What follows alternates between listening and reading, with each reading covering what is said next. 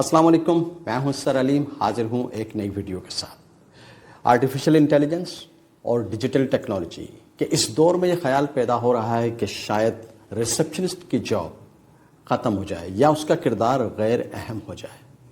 लेकिन अगर हम देखें तो तस्वीर का दूसरा रुख बड़ा मुख्तलिफ है। The human touch makes all differences and warm welcome remain essential for a strong first impression. या दूसरे लफ्ज़ों में आप कह सकते हैं कि रिसेप्शनिस्ट या front desk holder is a calling card of any organisation.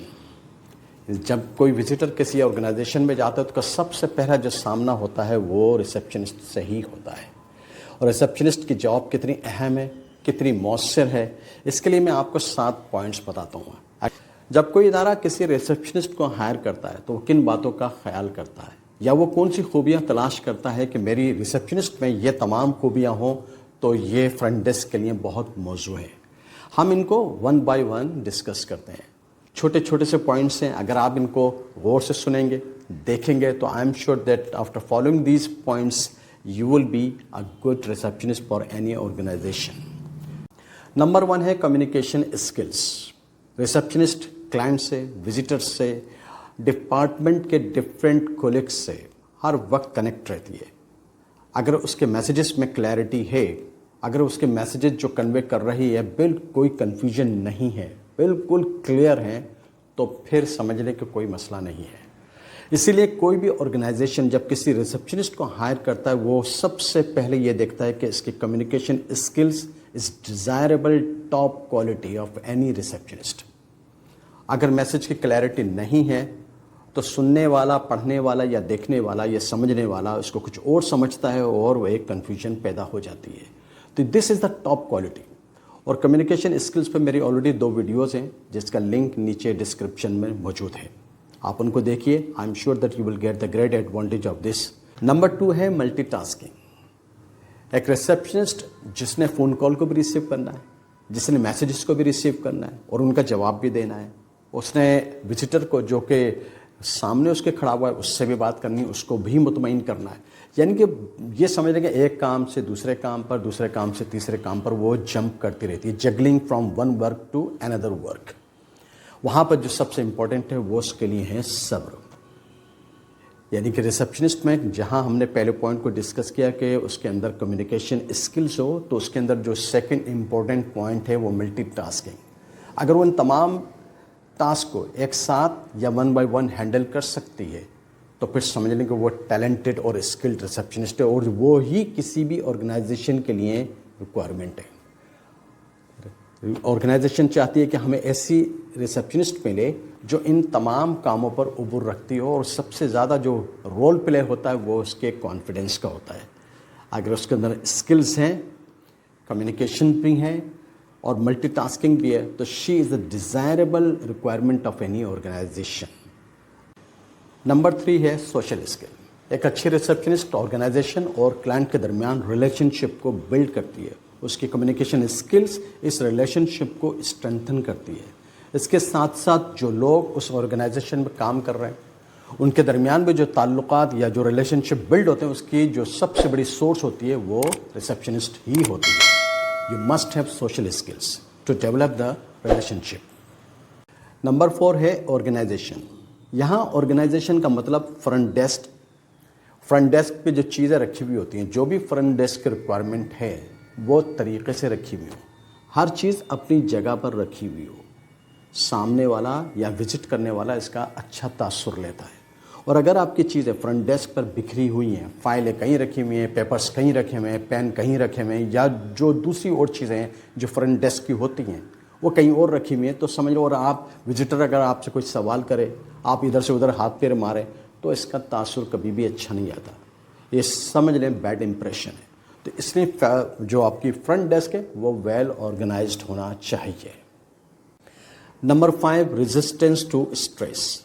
Receptionist must have nerve of steel. Receptionist हर वक्त प्रेशर में होती है, फ़ोन कॉल के ज़रिए, ईमेल के ज़रिए, मैसेजेस के ज़रिए या फ्रंट डेस्क पर आने वाले विजिटर्स के ज़रिए। उसको हर एक को मुतमईन करना होता है, उसको सब्र के साथ, अपने पैशंस के साथ सबको मुतमईन करना होता है ताकि आने वाला या सुनने वाला या मैसेजेस को या ईमेल को रिसीव करने वाला सेटिस्फाइड हो। اور اگر اس کے اندر نرو آف اسٹیل نہیں ہے اور اگر اپنے صبر کے دامن کو چھوڑ دیتی ہے تو اس کا بیڈ امپریشن سامنے والے پر جاتا ہے. اس لیے کہا جاتا ہے she must have nerve of steel. Number 6 ہے problem solving. Missed appointment, missed call یا ایسا میسج جو کہ ریسیو ہوا اور اس کا جواب نہیں دیا گیا، یا کسی بھی ایمرجنسی کی صورت میں، یا فرنٹ ڈیسک پہ آنے والے وزٹر کا جو سب سے پہلے سامنا ہوتا ہے وہ ہوتا ہے ریسپشنسٹ سے. ریسپشنسٹ سوال سننے کے بعد فیصلہ کرتی ہے کہ اس کے مسئلے کا حل کس کے پاس ہے. یہاں پر میں ایک مثال دے سکتا ہوں ہاکی میچ کے درمیان. جو اگر آپ پلیئر پوزیشن کو دیکھیں گے تو پلیئر پوزیشن یہ ہوتی ہے کہ right out, right in, centre forward, left in اور لیفٹ آؤٹ. اس کے بعد لیفٹ ہاف اور رائٹ ہاف ہوتا ہے اور بیچ میں ہوتا ہے سینٹر ہاف. اس کے بعد فل بیک اور گول کیپر ہوتا ہے.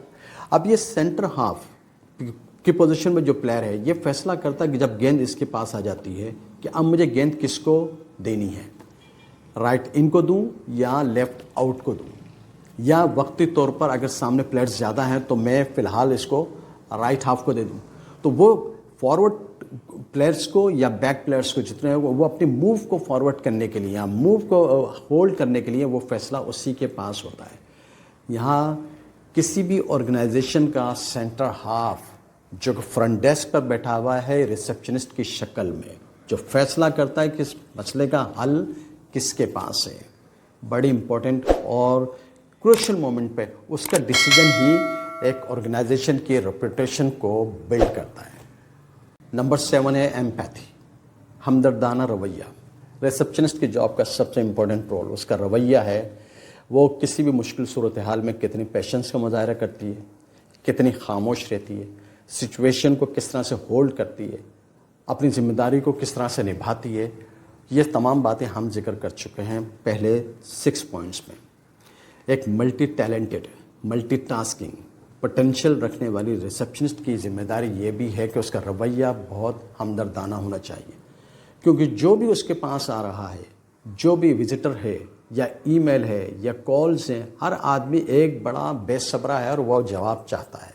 اب یہاں پر میں آپ کو ایک مثال دوں. مثال یہ ہے کہ میں اسکول میں ریسپشنسٹ کو میں نے کہا کہ جب پیرنٹس بڑے بوائل ہو کے آتے ہیں نا، کیونکہ جب بچہ جا کے گھر شکایت کرتا ہے کہ میرے ساتھ آج ٹیچر نے یہ کیا یا میرے کلاس فیلوز نے میرے ساتھ ایسا اور ویسا کر دیا ہے، تو پیرنٹس بڑے غصے میں آ جاتے ہیں اور وہ اسکول کی طرف روانہ ہو جاتے ہیں. اور جو راستہ طے کرتے ہیں نا، اس راستے کے درمیان میں وہ ان کا جو غصہ ہے وہ ملٹی پلائی ہو رہا ہوتا ہے.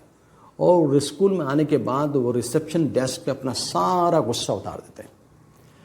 وہاں پر جو سب سے امپورٹنٹ پوائنٹ ہے جو ریسپشنسٹ کو میں نے بتایا وہ یہ تھا کہ ریمین کام، صبر کے ساتھ سنیں. گلاس پانی کا گلاس دیں اس کو بٹھا دیں، اس کے بعد سن لیں. اس کے بعد سننے کے بعد پھر اس کو جس ٹیچر کی یا کسی انچارج کی یا کلاس فیلو کی شکایت ہے اس کو نوٹ کریں، اور یا اگر ٹیچر موجود ہے اس کا سامنا کرا دیں. پیرنٹس مطمئن ہو جائے گا. آپ کا یہ ہمدردانہ رویہ چاہے وہ فون کال پر ہو یا فرنٹ ڈیسک پر سامنے کھڑے ہوئے وزٹر ہو یا پیرنٹس کی شکل میں ہو یا کوئی بھی ہو، اگر آپ کا رویہ ہمدردانہ ہے اور بہت تسلی کے ساتھ سامنے والے کی بات کو آپ سنتے ہیں تو اس کا تاثر ایک اچھا جاتا ہے اور جو پرابلمس اس وقت پیدا ہوئی تھی وہ فوری حل ہو جاتی ہے. It is said receptionist is the main player of any organization. She plays vital role between organization and client or among colleagues of within organization.